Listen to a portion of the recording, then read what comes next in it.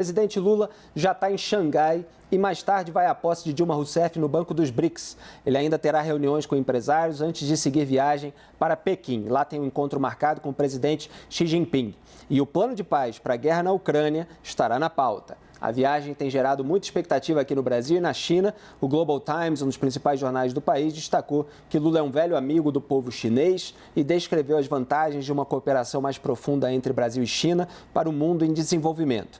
Por fim, o editorial alfinetou os Estados Unidos, disse que, embora o governo americano tenha reagido com frieza ao plano de paz de Lula para a guerra na Ucrânia, a comunidade internacional tem grandes expectativas de China e Brasil trabalharem juntos nas negociações para pôr fim à guerra. Joel, o que você destaca? A gente tem falado aqui sobre a comitiva, sobre a chegada do Lula, sobre a ideia de trazer investimentos para a infraestrutura, para a produção, falamos em hidrelétricas, em ferrovias. Vai sair alguma coisa? É mais simbólico? O que você espera? Bom, acho que primeiro vai ter sim uma melhora das relações, uma limpeza de um ar que ficou poluído e que estava gerando ruídos, inclusive, até recentemente, com relação às nossas exportações, tá, para eles. Carnes e outros bens agrícolas e commodities. Tá? Então, acho que isso melhora. Eu vi que tem a divulgação ali que tem 20 tratados, né, que vão ser assinados e tudo. Com certeza, nenhum desses é lá muito relevante assim, mas são positivos. Né? Quem tem realmente algo relevante não faz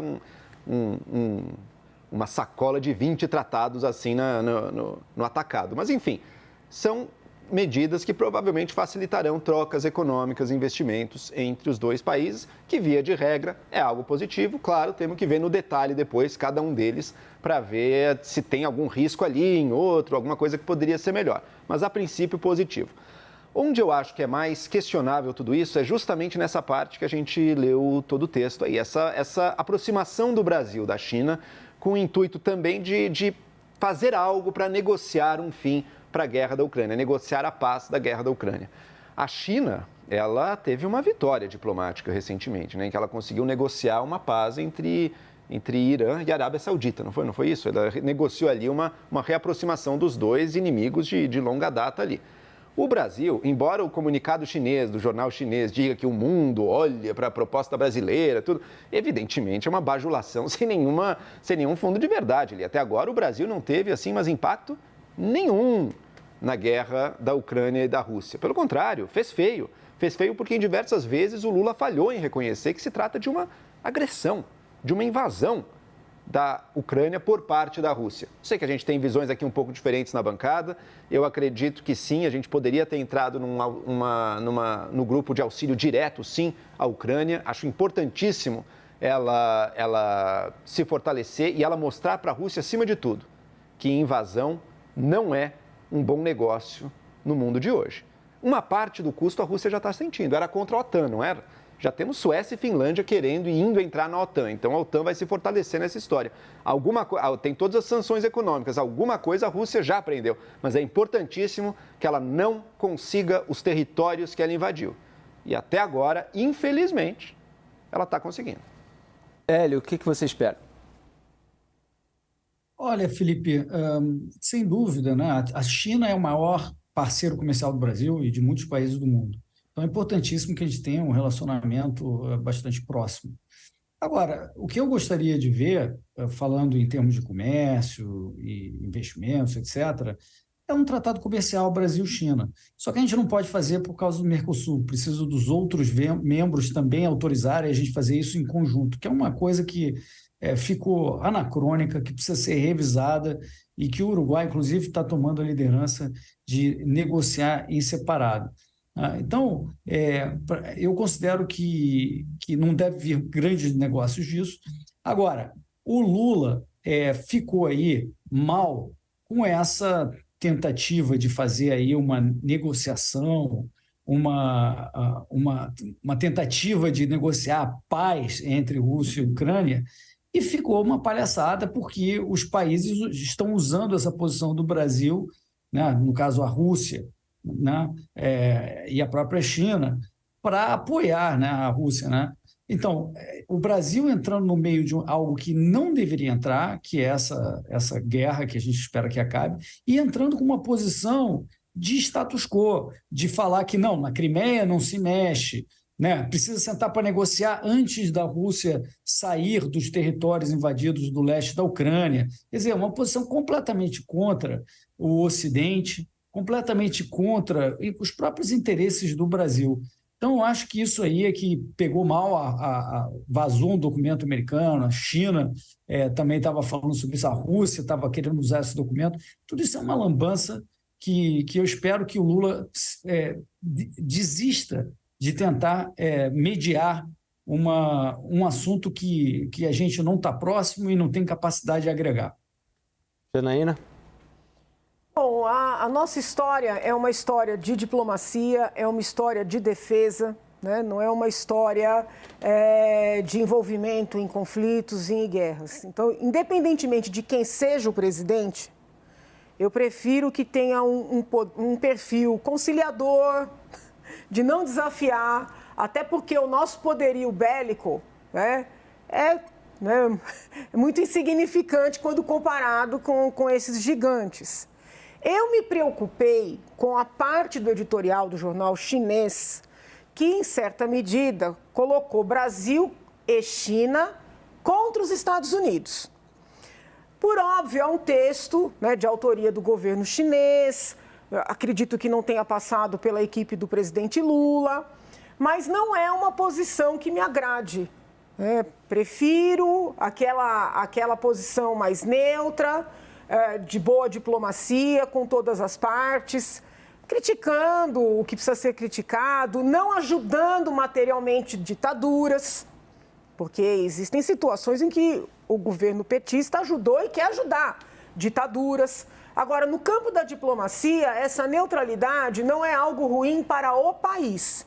A parte do editorial que nos colocou contra os Estados Unidos me preocupou, porque os Estados Unidos também são parceiros no campo comercial, são importantíssimos no âmbito político e também tem um poderio bélico considerável. O Brasil não está em condições de arrumar encrenca com ninguém no mundo. E os Estados Unidos têm uma posição completamente diferente, tanto do Lula quanto da China, em relação à guerra de Vladimir Putin na Ucrânia. Obviamente rejeitam e querem que o Vladimir Putin saia, tire as tropas de lá depois dessa invasão com extermínio, bombardeio, tortura, estupro, todos esses relatos que a gente vê desde o começo da guerra.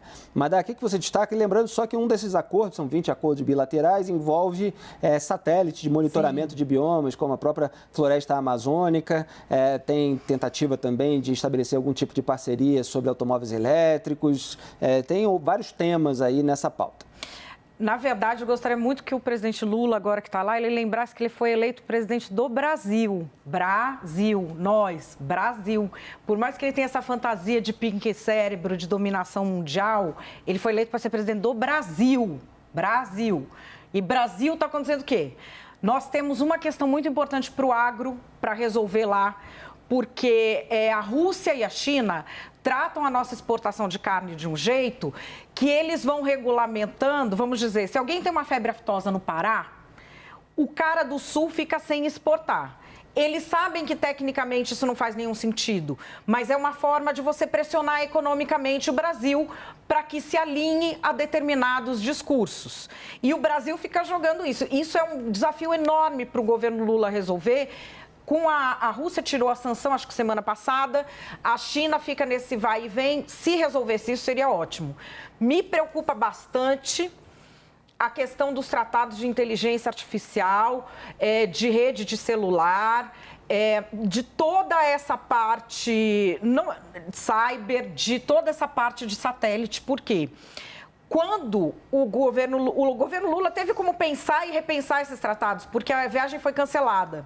Na semana que a viagem foi cancelada, você teve depoimentos enormes no Congresso norte-americano que fizeram os Estados Unidos e diversos países democráticos do mundo proibirem o uso de determinados serviços chineses e russos. Pelo governo, tá? Não é proibir pela pessoa, porque isso não existe, isso não é possível. O que eles proíbem é de se instalar nas máquinas do governo. por questão de espionagem, por questão de roubo de dados, de uso desses dados para questão geopolítica. A gente é um país muito fraco, a gente ficaria vulnerável. Já está na mão economicamente, é o principal parceiro comercial. Ficaria na mão também com manipulação da população, com competição comercial. Então, isso é algo que me preocupa bastante, esse alinhamento, bem quando todo mundo democrático resolve dar uma parada, dar uma pensada. Então, eu acho que essas questões estão aí. E me preocupa essa questão de querer se meter na guerra da Ucrânia. Eu não li o artigo completo da agência chinesa. Eu não vou opinar sobre algo que eu não li. Aqui eu explico para vocês por quê. Vocês já ouviram falar que o governo russo, que o Putin, que o ministro dele tinha elogiado o plano de paz do Lula. Isso saiu um resuminho em inglês numa agência governamental russa que chama Agência TASS. E aqui eu vou dar um exemplo para vocês de como a desinformação russa é uma coisa assim de classe mundial. Eles lançam esse pedacinho em inglês, ele elogiando o plano de paz do Lula. Isso virou manchete em todos os jornais, virou manchete aqui. Por quê? Porque em inglês todo mundo traduz. Você vai catar a entrevista inteira em russo? Eu fui lá e catei. Qual que era o elogio? Ele elogiava o plano de paz que incluía se colocar contra o domínio imperialista dos Estados Unidos, desnazificar a Ucrânia, desocupar. O que eles diziam que o plano de paz do Lula era, nunca saiu da boca do Lula. Só que ninguém foi atrás para falar. Ele está usando a imagem do Brasil, que é de um país de diplomacia pacífica, para virar bucha de canhão na politicagem dele e na desinformação interna. E que é algo que a China pode muito bem estar fazendo. Enquanto o Lula está aí com essa, vamos dizer, essa coisa de eu vou resolver que não vai, a imagem do Brasil está sendo usada nesse discurso de desinformação. E assim, é bom, é ruim? Não sei. Eu sei que ele não controla isso. Então, se ele não controla, melhor não colocar isso na roda, né? Posso colocar um ponto também aqui, estabelecendo um debate com a Janaína. Eu tendo a concordar, Janaína, que a postura do Brasil é sábia, de manter uma distância diplomática, negociar com todo mundo, buscar a paz. Via de regra, isso realmente é o correto. Mas tem casos em que a realidade, ou os valores mais básicos, acabam impondo certas escolhas, né? Um exemplo disso, lá no passado, seria a Segunda Guerra Mundial. Assim, ali teve um momento que pegou muito mal para o Brasil ter vacilado, né, e demorado para escolher o seu lado, acabou escolhendo o lado certo, e com razão, né? Agora, eu acredito que a gente chega numa nova situação que exige esse tipo de escolha, porque qual que é o valor que eu trago e que eu considero tão fundamental? A gente está vendo uma ditadura invadir uma nação democrática. Isso tem que ser uma linha que cruzou essa linha, não é possível que a gente esteja tratando com neutralidade. Eu entendo que a gente lide até com ditaduras, muitas vezes. Se a ditadura estiver no território dela, ok, dá para lidar. Dá para negociar alguma coisa, dá. Não é o ideal, mas a gente faz o possível. Agora, a invasão, o rompimento da ordem mínima das relações internacionais e o rompimento de uma democracia de uma forma tão violenta, ali realmente cabe uma escolha. O Joel falou isso, eu lembrei, eu acho que essas questões práticas, elas têm que ser ponderadas, porque é uma escolha moral que deveria ser feita, só que se a gente ficar sem 80% do nosso fertilizante, essa escolha moral talvez custe caro demais. Mas o Joel fala uma coisa que, assim, eu tive uma educação de esquerda.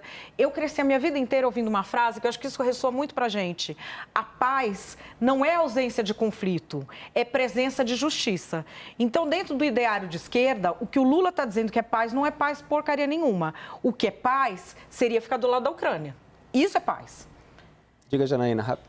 Veja, ficar do lado da Ucrânia, condenar a invasão, porque eu não vejo nem guerra, para mim aquilo é um ataque pura e simplesmente.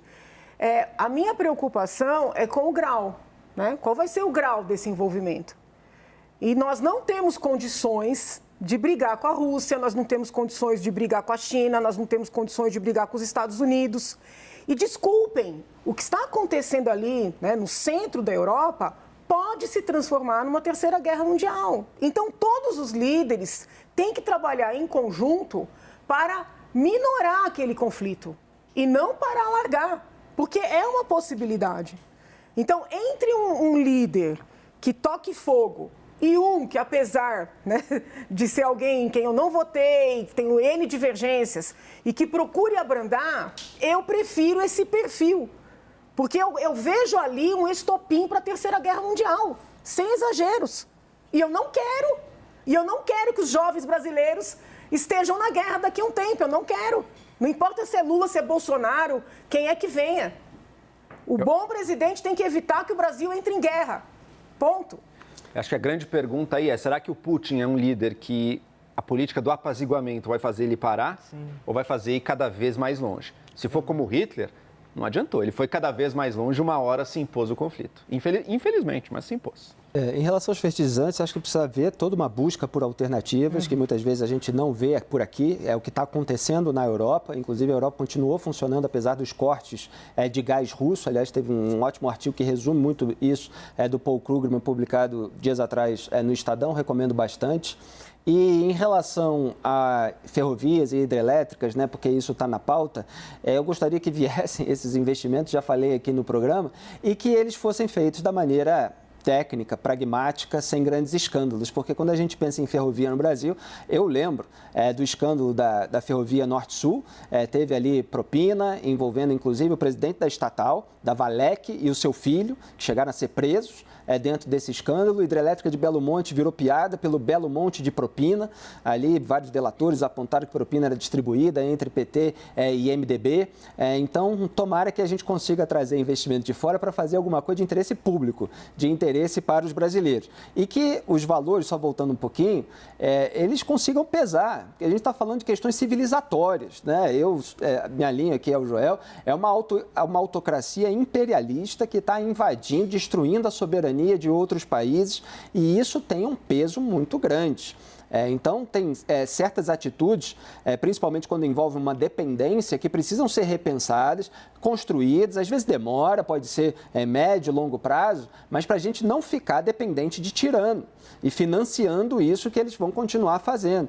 Quer dizer, precisa-se buscar algum tipo de alternativa para que o Brasil não contribua. A Europa está buscando e o medo que existia do poder do Putin e disso que ele faz, de usar a energia como moeda de troca para os interesses dele, esse medo está se arrefecendo, porque a Europa está conseguindo buscar alternativas.